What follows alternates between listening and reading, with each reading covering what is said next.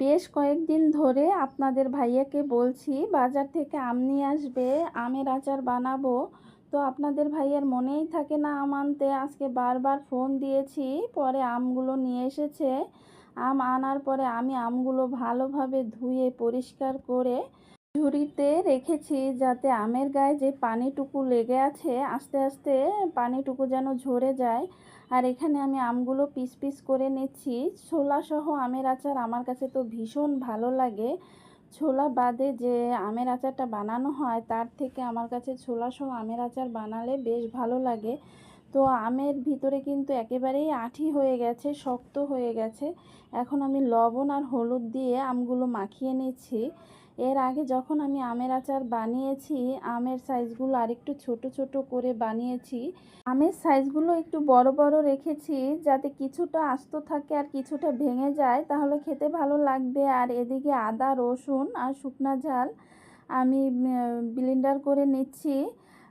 আর এই মশলাটা ফ্রিজে রাখা আদা রসুন না হলে ভালো হয়, একেবারে তাজা ব্লেন্ডার করে নিলে বা বেটে নিলে ভালো হয়। আচারগুলোতে তাজা মশলা দিলে খেতে ভালো লাগে বাসি মশলার চাইতে। আর এদিকে আমি শুকনো ঝালগুলো ভেজে ব্লেন্ডারে গুঁড়ো করে নিচ্ছি। সব কিছু একবারে ভেজে গুঁড়ো করে নিয়েছি। আর পাঁচফোড়নগুলোও আমি ভেজে গুঁড়ো করে নিয়েছি। আর কড়াইতে এখন আমি সরিষার তেল দিয়েছি পরিমাণ মতো। এই আচারে অনেক বেশি তেলের দরকার হয় না। আর যে মশলাটা আমি ব্লেন্ডার করেছিলাম সেটা দিয়ে তেলে আমি এখন নেড়েচেড়ে নিচ্ছি। আর এখন দিয়ে দিচ্ছি পরিমাণ মতো চিনি। আসলে যে যেমন পছন্দ করে, আমাদের বাসায় যেমন পছন্দ করে সেইভাবেই আমি চিনির পরিমাণটা দিয়েছি।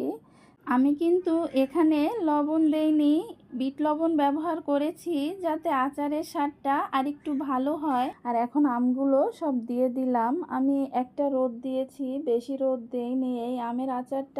এই আচারটা কিন্তু রোদে না দিলেও হয়, একেবারেই তাজা আম কেটে বানানো যায় আচারটা। কিন্তু আমি এক রোদ দিয়েছি, সকালে দিয়েছি, সন্ধ্যায় নিয়ে এসেছি।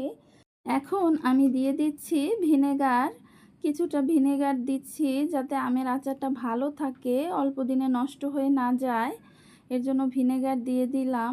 হালকা একটু গরম মশলার গুঁড়ো দিয়ে দিলাম। এখানে কিন্তু আস্ত গরম মশলা দেওয়া যায়, আমি সেটা ব্যবহার করিনি। আমি অল্প করে গরম মশলার গুঁড়ো দিয়েছি।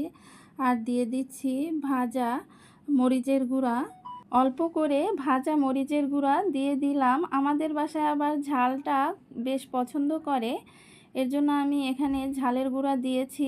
আর চুলাটা আমি মিডিয়াম আঁচে রেখেছি, যাতে আমগুলো ভিতর থেকে সেদ্ধ হয়ে যায়। আর এখানে দিয়ে দিচ্ছি পাঁচফোড়ন। পাঁচফোড়নটা দুইবার দিয়ে দিলাম। পাঁচফোড়ন শেষে দিয়েছি যাতে ঘ্রাণটা ভালো থাকে।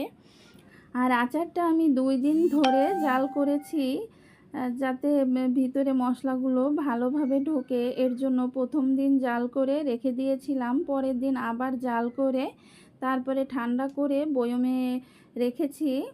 আর আচারটা কিন্তু ভীষণ মজা হয়েছিল।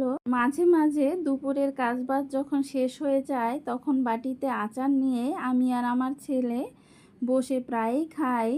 তো জারিফ ঝাল খেতে পারে, ওরও ভীষণ পছন্দ হয়েছে।